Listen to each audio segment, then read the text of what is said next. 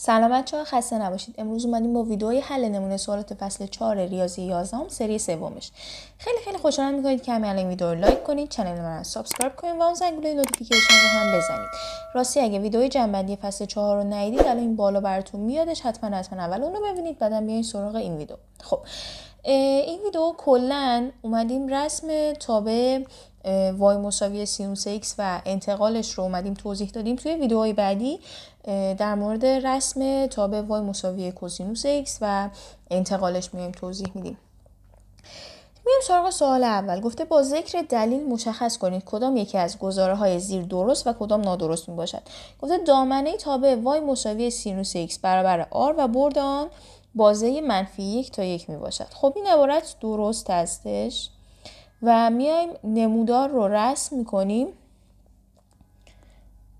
برای اینکه بخوایم روی نمودار نشون بدیم، خب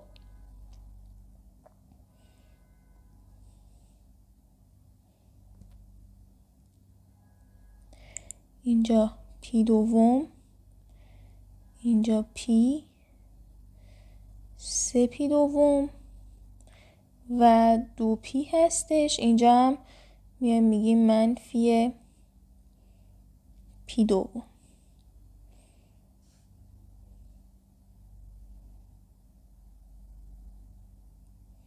خب یک و منفی 1 رو هم مشخص میکنیم. اینجا 1 و اینجا هم منفی 1. اینو میدونیم که توی صفر مقدارش 0 هستش، توی پی دوم 1، توی پی 0، توی سه پی دوم منفی 1 و توی دو پی هم 0 هستش. پس نمودار به این صورت میشه و میدونیم که توی منفی پی دوم مقدارش منفی 1 هستش به این صورت. حالا این ادامه پیدا میکنه، دوباره میاد تا منفی پی، اینجا چی میشه؟ 0 میشه. خب میبینیم که نگاه کنید این یک تابع، یک نمودار متناوب هستش دیگه، همینجوری ادامه داره. یعنی الان من از منفی پی تا دو پیش اومدم رسم کردم، این همینجوری ادامه داره این تابع. پس دامنش آر هستش و بردش ببینید فقط بین منفی 1 تا 1 جابجا میشه. پس بردش بازه منفی 1 تا 1 هستش. میریم سراغ قسمت بعدی. گفته برای رسم نمودار وای مساوی سینوس منفی x کافی است نمودار وای مساوی سینوس x رو نسبت به محور x ها قرینه کنیم. خب اول از همه امکان داره بیایم به این که خب نه، اشتباه این منفیه چون سینوس منفی x هستش. خب این x چون xش در اصل منفی شده، میگم این که نه، این باید نسبت به محور مثلا وای ها بخوایم قرینه بکنیم. خب میایم چیزی که میگیم که آقا مگه ما نداریم وای مساویه با سینوس منفی x، مگه ما نداشتیم برابر هست با منفی سینوس x؟ پس ببین کن سینوس منفی x برابر با منفی سینوس x هستش. پس برای اینکه بخوام وای مساوی سینوس منفی x رو رسم کنم کافیه نسبت به محور x ها قرینش بکنم. پس این درست هستش و میام نمودار رو هم میکشم که ببینیم شکلش چجوری میشه.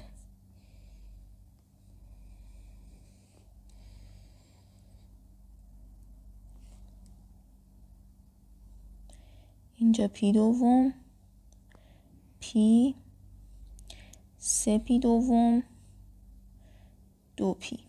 خب اینجا هم که 1 و منفی 1. چی گفتیم؟ گفتیم که نسبت به محور x ها قرینش بکنیم. خب یعنی توی صفر که صفره، توی پی دوم منفی 1، توی پی 0، توی سه پی دوم 1 هستش و توی دو پی 0 هستش و میایم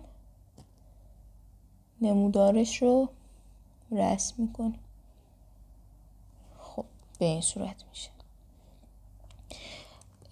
فقط اول کاری من همینجا یه عذرخواهی ازتون بکنم اگر دقیق رسم نمیشه. من همون شکلش رو سعی میکنم در بیارم، ولی خب چون با قلم دارم کار میکنم این شکلش دیگه همون شکل دقیق نمیشه، ولی تا جایی که بشه من سعی میکنم که بخوام درست رسمش بکنم.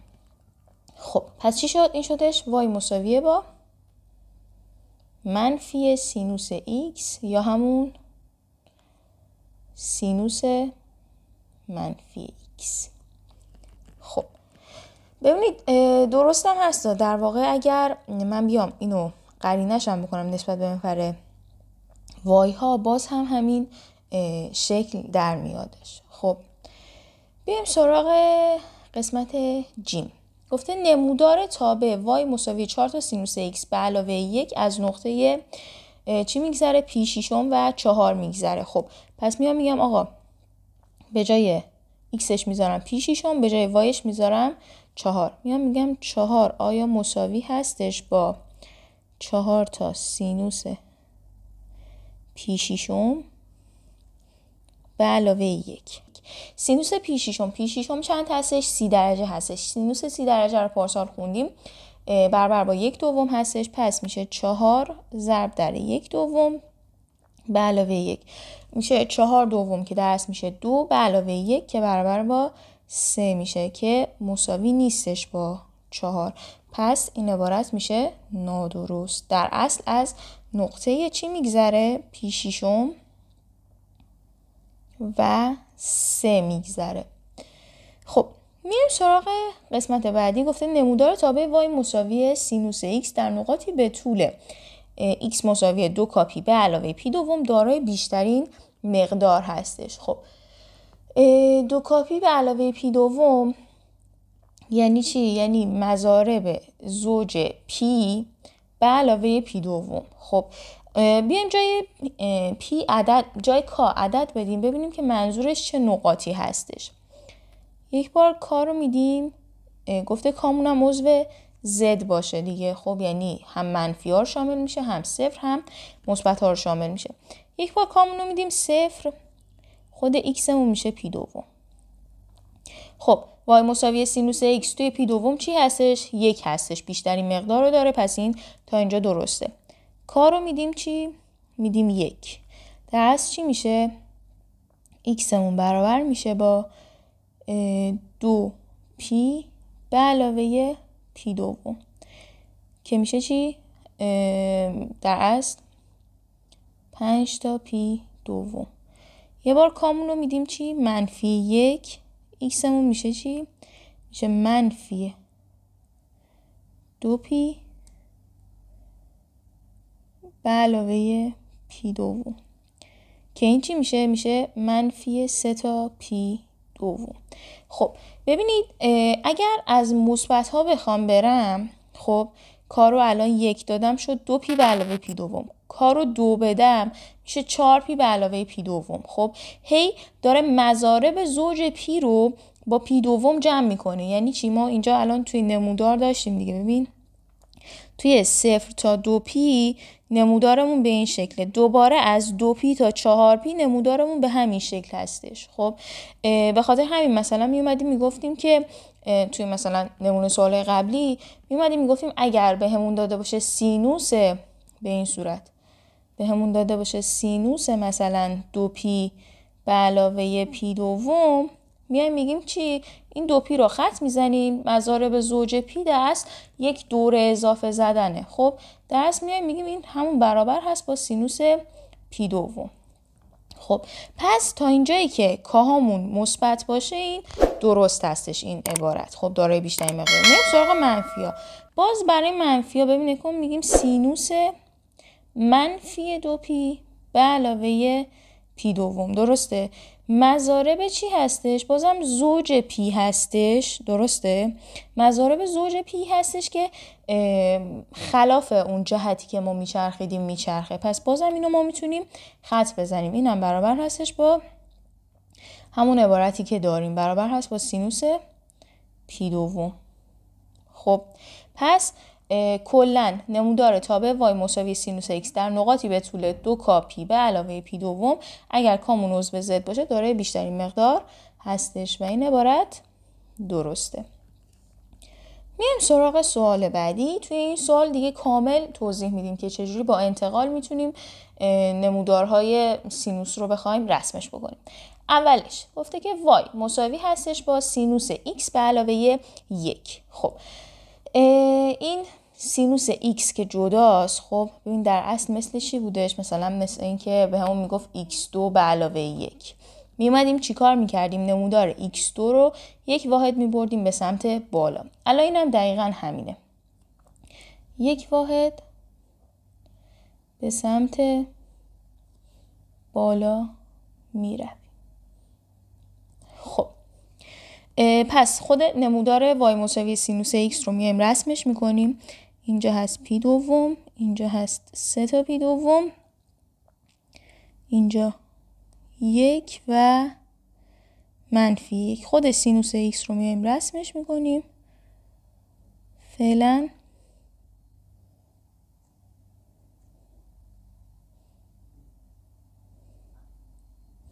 خب این شدش چی؟ خود y مساوی سینوس x. درسته؟ حالا یک واحد میاریمش به سمت بالا، یعنی در اصل اینجا میشه 1، اینجا میشه 2 دیگه. خب در اصل توی پی دوم چی هستش مقدارم؟ 2 هستش. توی 0 1 هستش. توی پی 0 توی پی 1 هستش. توی 3 تا پی دوم 0، 3 تا پی دوم من بنویسم اینجا، و توی 2 پی 1 هستش. پس نمودارم به این صورت میشه. این شد چی؟ y مساوی سینوس x به علاوه 1. همه چیزا رو میایم توی بازه 0 تا 2 پی به حسب همون چیزی که داریم رسم میکنیم دیگه. میایم سراغ قسمت بعدی. گفته y مساوی قدر مطلق سینوس x منهای 1. خب ببین اول از همه من یه قدر مطلق سینوس دارم، یه منهای 1 دارم. این منهای 1 یعنی یه واحد بیا پایین. خب خود قدر مطلق سینوس رو من اگه بخوام رسم بکنم، ببینید اصل سینوس این بودش دیگه، اینجا 1 -1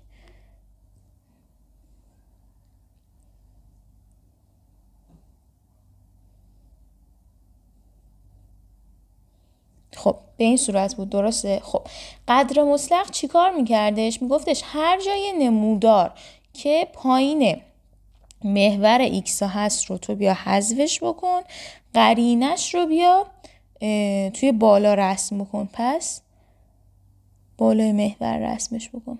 پس این الان چی میشه؟ این میشه قدر مطلق سینوس x. درسته؟ حالا گفته قدر مطلق سینوس x رو یک واحد بیار به سمت پایین. خب یک واحد بیارم به سمت پایین، در اصل اینجا میشه توی 0 میشه -1 مقدارش، توی پی دوم میشه 1 توی پی دوم میشه 0، توی پی میشه -1، توی 3 تا پی دوم میشه 0 و توی 2 پی هم میشه -1. پس به این شکل میشه.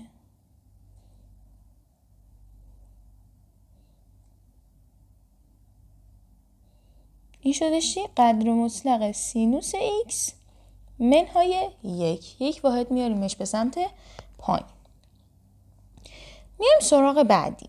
خب میگه y مساوی -3 تا سینوس x به علاوه پی شیشم به علاوه 1. خب ببینید برای اینکه این الان اینجا باید ببینیم که کدوم یکی از اینا تقدم دارن دیگه، کدوم یکی از این عملیات ها رو اول انجام بدیم. میگیم که آقا اول از همه از این داخل پرانتزه میایم شروع میکنیم، بعد پی شیشم ببریم سمت چپ، به خاطر اینکه اینجا به علاوه داره x به علاوه پی شیشم هستش. میومدیم میگفتیم برعکس هستش. خب پس مینویسیم که ابتدا پی شیشم به سمت چپ میرویم. درست؟ خب بعدش میایم چیکار میکنیم؟ بعد ببین حالا این -3 رو بعد اول اثر بدیم یا بیایم به علاوه 1 بکنیم؟ اول از همه بعد -3 رو اثر بدیم. -3 چون توی سینوس ضرب شده، عرض هر نقطه رو توی -3 ضرب میکنیم، بعدش در نهایت میایم یک واحد به سمت بالا میبریم. پس الان حق تقدم با داخل پرانتزه، بعدش میایم سراغ بیرون و در نهایت میایم سراغ بالا و پایین بردنش. خب اول از همه میایم چیکار میکنیم؟ خود سینوس رو رسم میکنیم که چون اینجا پیشیش رو میخوایم ببریم سمت چپ یه کوچولو مشکل برامون پیش نیادش.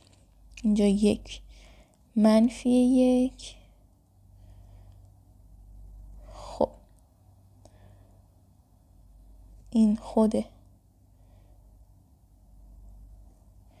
y مساویه با سینوس x هستش. خب حالا میگه پیشیشم بیا سمت چپ، یعنی الان اینجا نقطه صفرم درست باید بشه منفی پیشیشم.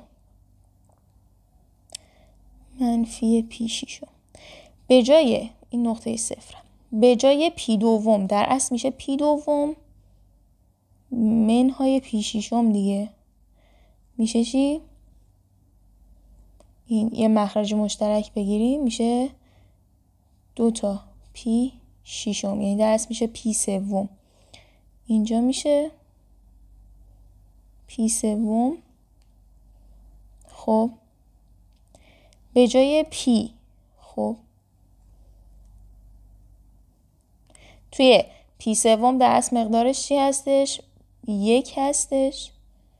خب میایم سراغ پی منهای پی شیشم میشه 5 تا پی شیشم که اینجا میشه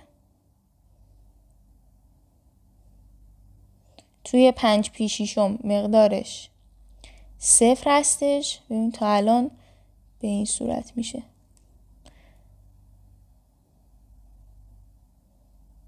اینجوری.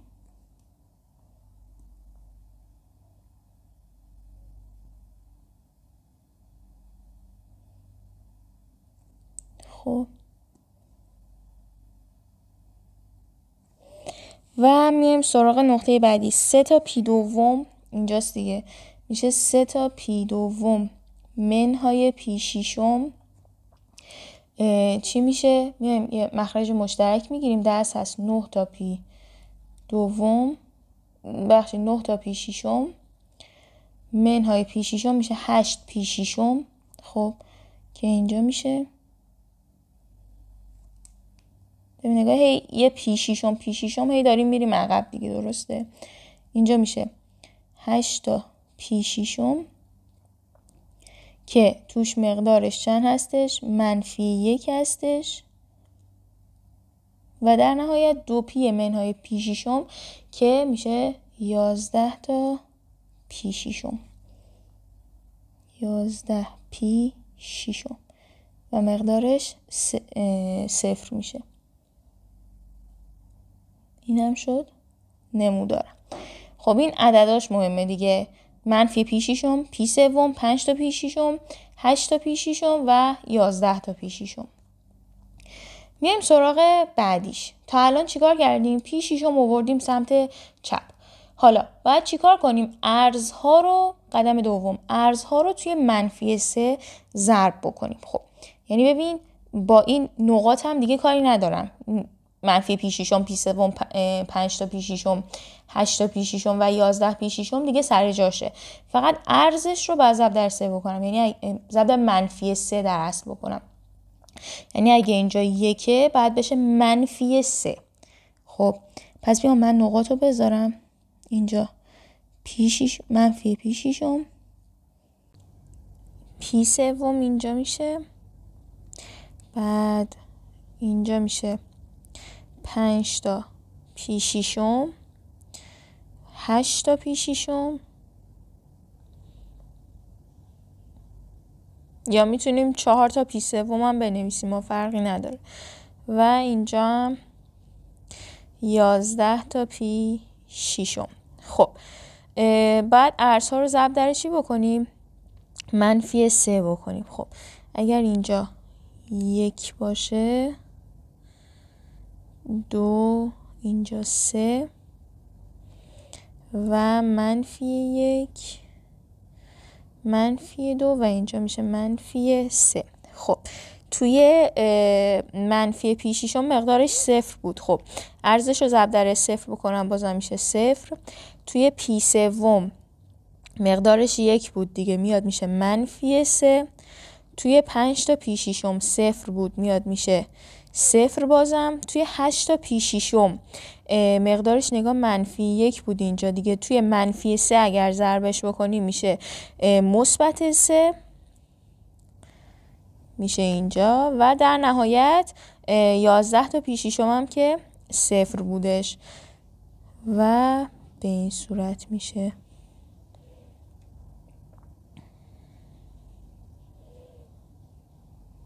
نکنین نمودار کشیده شدش و چون منفی هم داشت چی شد؟ قرینه شدش نسبت به محور x ها. خب و در نهایت چی گفته؟ به علاوه 1 بکنیم. خب پس 1 واحد کل اینو میایم شیفت میدیم به سمت بالا. یعنی آقا الان اگه بازمون بین -3 تا 3 هستش، بازمون میشه بین -2 تا 4. پس میایم همینو رسمش میکنیم. اینجا 1 2 3 و 4. خب اینجا هم -1 -2 درسته. پی شیشمو که داریم، بعدش پی سوم رو داریم، پی سوم اینجا که منفی پی شیشم رو بذاریم، بعدش 5 تا پی شیشم، بعد 8 تا پی شیشم و در نهایت 11 تا پی شیشم رو داریم. خب توی پی شیشم که 0 هستش، توی پی سوم میشه چی؟ -2. توی توی پی شیشم 1 واحد داریم میاریم بالا دیگه، توی پی شیشم 1 هستش. خب یه لحظه اشتباه شد. توی پی سوم -2 میشه مقدارش. توی 5 تا پی شیشم مقدارش باز میشه 1. توی 8 تا پی شیشم مقدارش میشه 4. اینجا میشه نقطهش. و توی 11 تا پی شیشم مقدارش میشه 1. خب این 1 هم اینجا بذاریم و نمودارمون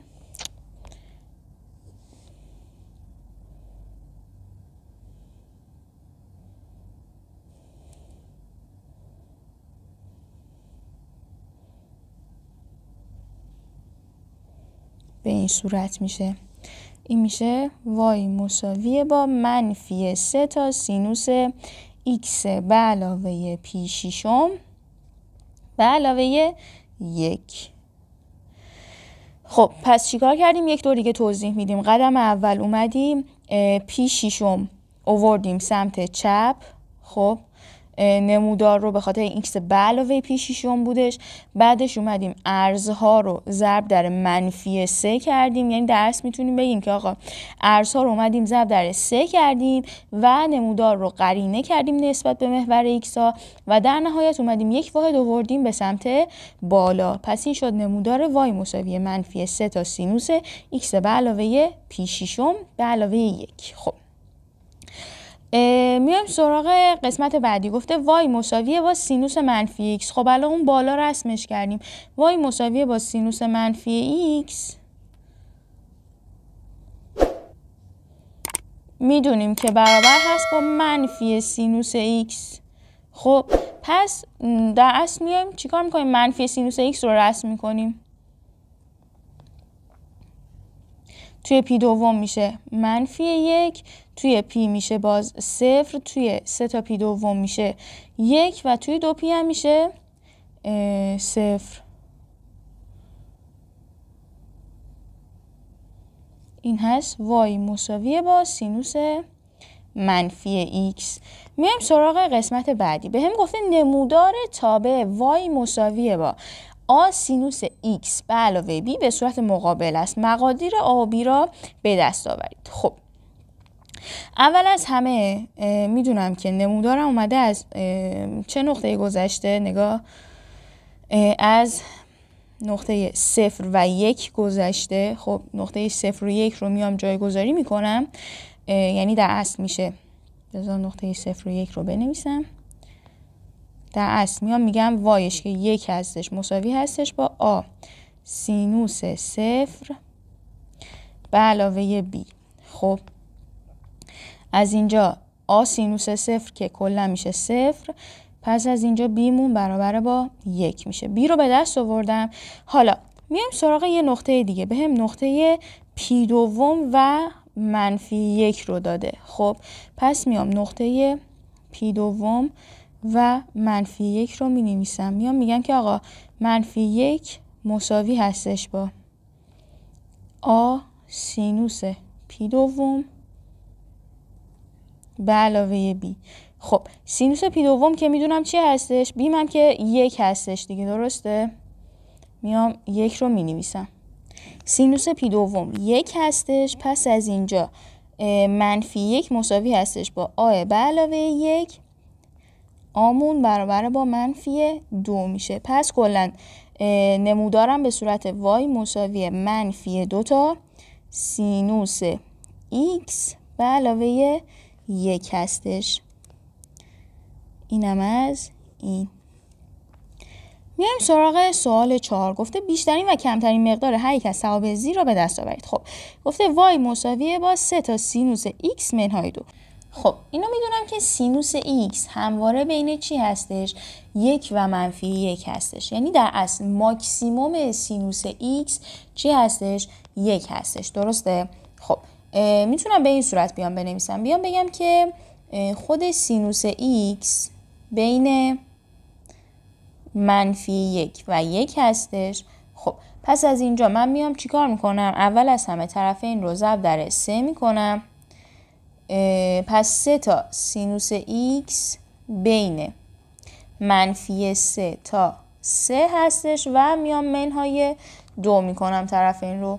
پس 3 تا سینوس ایکس منهای 2 بین چی هستش؟ بین منفی 5 تا 1 هستش، درسته؟ پس بیشترین مقدارم 1 هستش، یعنی ماکسیمومم، و کمترین مقدارم منفی 5 هستش، یعنی مینیمومم. میریم سراغ قسمت بعدی. به هم گفته که وای مساوی هست با منفی 3 تا سینوس ایکس به علاوه پی دوم به علاوه 2. خب اینجا باز هم ببین سینوس ایکس به علاوه پی دوم هم داشته باشی، این پی دومه که میدونی داره روی دست دامنش روی ایکس هاش میاد تاثیر میذاره.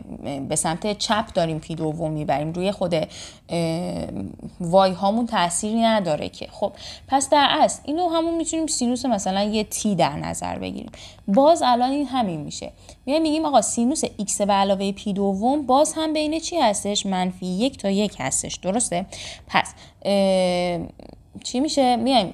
میتونیم به این صورت بنویسیم. بگیم آقا ماکسیموم سینوس، یا میتونیم از اینجوری بگیم که سینوس x برابر با x به علاوه پی دوم بگیم. x به علاوه پی دوم برابر با 1 باشه. از اینجا میتونیم بگیم که یعنی بیشترین مقدارش 1 دیگه. y برابر هست با منفی 3 در 1 به علاوه 2 که برابرش میشه منفی 1. خب میتونیم به صورت همون قبلی هم بیایم، به صورت بازه‌ای هم بگیم این میشه ماکسیمومم و میگیم که آقا کمترین مقدار سینوس ایکس به علاوه پی دوم میشه چی؟ میشه منفی 1. وای مساوی هست با منفی 3 در منفی 1 به علاوه 2 که برابر میشه با 5 که ببخشید اشتباه گفتم دیگه، که این در اصل مینیموم هم هستش، این برابر با ماکسیموم هم هستش. چرا جابجا شد؟ به خاطر اینکه اینجا منفی 3 من دارم، یعنی در اصل بیشترین مقدار سینوس ایکس به علاوه پی دوم من اگر 1 باشه توی این عبارت وایی که من دارم برابر با مینیموم میشه. چرا؟ چون توی یه منفی 3 ارزهاش اومدن ضرب شدن، در اصل قرینش اومدیم کردیم. و میریم سراغ سوال آخر. گفته وای مساوی قدر مطلق سینوس ایکس به علاوه 1. خب به این صورت بودش دیگه.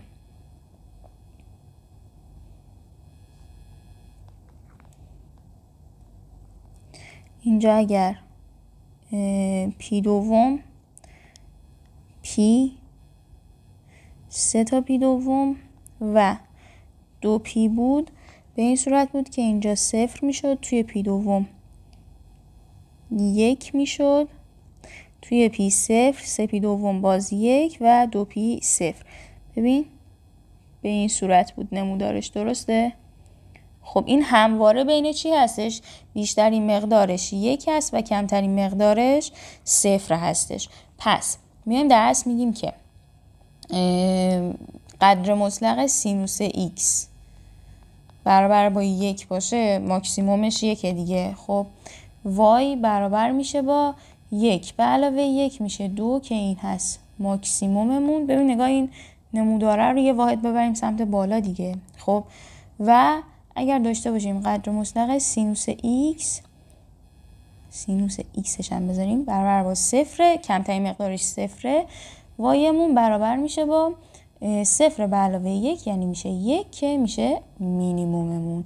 پس اومدیم ماکسیموم و مینیموم بیشترین و کمترین مقدار وای مساوی قدر مطلق سینوس x به علاوه 1 رو حساب کردیم. ببین فقط این قدر مطلق مهمش اینه که بیایم به این صورت بگیم که خود سینوس x اگر بین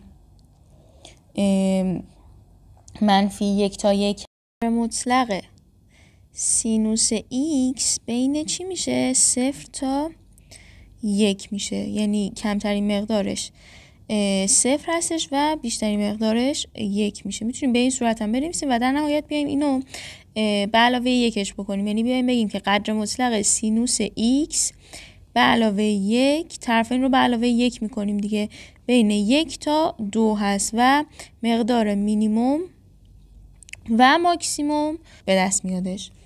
خب بچه‌ها مرسی که تا آخر ویدیو همراه هم بودین. سوالی اشکالی نظری داشتین تو قسمت کامنت ها برام بنویسین. فایل جزوه نمونه سوالات داخل کانال تلگرام هستش، لینکش رو براتون تو قسمت دیسکریپشن میذارم. یه گروه تلگرام هم داریم، میتونید سوالاتتون رو اونجا ازم بپرسین، لینک اونم براتون تو قسمت دیسکریپشن میذارم. خسته نباشید و خداحافظ.